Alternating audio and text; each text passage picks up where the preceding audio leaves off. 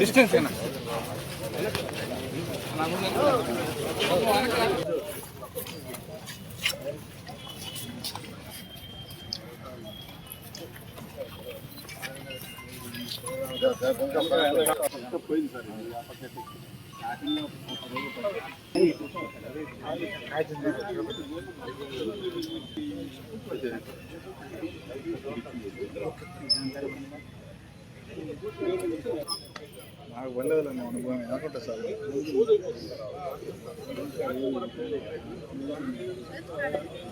Children's park అనేది Nellore corporation యొక్క సెంటర్లో ఉండేది.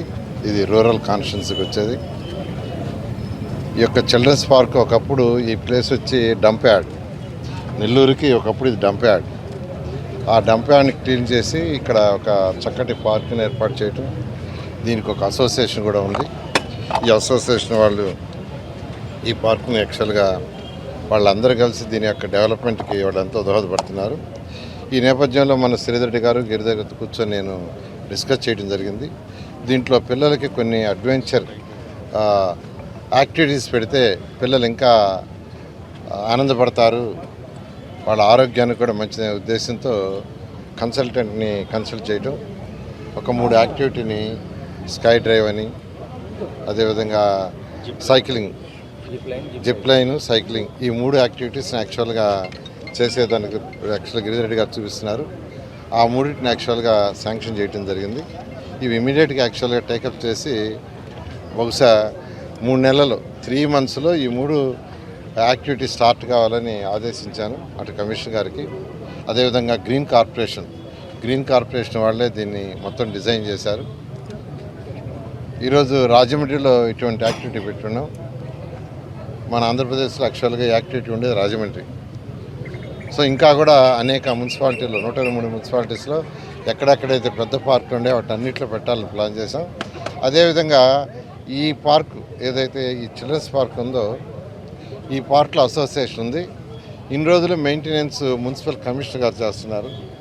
అలా కాకుండా రేపటి నుంచి యాక్చువల్గా మెయింటెనెన్స్ ఈ యొక్క అసోసియేషన్కి ఇవ్వమని యాక్చువల్గా అటు నేను శ్రీధర్ రెడ్డి ఇద్దరం కలిసి డిసైడ్ చేయడం జరిగింది. శాసనసభ్యులు శ్రీధర్ రెడ్డి గారు, నేను వారితో కూడా మాట్లాడితే వారు కూడా అసలు వాళ్ళకే ఇచ్చేస్తే వాళ్ళు జాగ్రత్తగా చేసుకుంటారని నేను కోరుకునేది ఒకటే, మళ్ళా మీలో వర్గాలు డివైడ్ కాకుండా ఒక్కటిగా ఉండి ఒక యూనిట్గా ఉండి చేసుకోవాల్సిందిగా రిక్వెస్ట్ చేస్తున్నాను.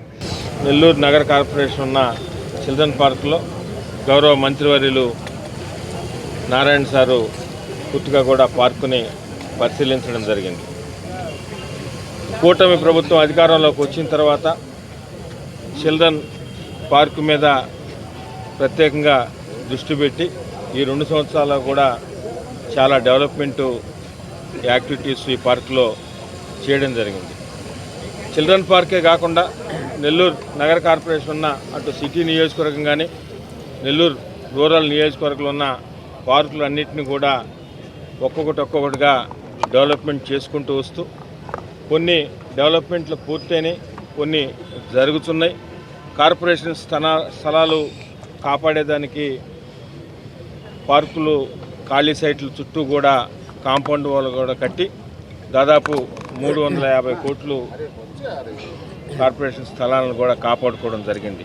నగర కార్పొరేషన్లో 1400 కోట్ల రూపాయలతో వివిధ రకాల అభివృద్ధి పనులు కూడా కొన్ని అయిపోయినాయి, కొన్ని జరుగుతూ ఉన్నాయి, కొన్ని టెండర్ దశలో ఉన్నాయి. అవే కాకుండా మహానగరాల్లో ఉన్నటువంటి లేటెస్ట్ టెక్నాలజీతో ఏమేమి ఉన్నాయో పార్కులకు సంబంధించి కానీ ఇతరత్ర కూడా అవన్నీ కూడా నెల్లూరుకి ఉండాలా, నెల్లూరులోనే మొట్టమొదటిగా చేయాలని ఒక మంచి సంకల్పంతో గౌరవ మంత్రివర్యులు నారాయణ సార్ ఈరోజు చిల్డ్రన్ పార్క్ సంబంధించి కూడా లేటెస్ట్ ఎక్విప్మెంట్ ఏమేమి పెట్టి ఇంకా కూడా, ఎందుకంటే చాలా పెద్ద పార్కు, అటు నగరానికి సంబంధించి కానీ సిటీకి సంబంధించి బార్డర్లో సెంటర్లో ఉన్న పార్క్ ఇది. ప్రజలు కూడా దాదాపు వేలాది మందిగా ఈ పార్క్ వస్తూ ఉంటారు. ఇవన్నీ దృష్టిలో పెట్టుకుని ఒక చిరస్థాయిగా నిలిచిపోయే విధంగా డెవలప్మెంట్ యాక్టివిటీ చేయాలనే ఉద్దేశంతో ఈరోజు చిల్డ్రన్ పార్క్లో కూడా కొన్ని నిర్ణయాలు నారాయణ సార్ తీసుకోవడం జరిగింది.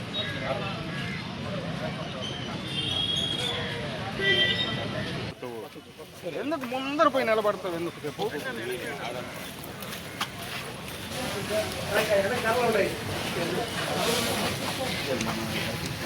అది కాదు ఇంకో సైట్ ఇస్తా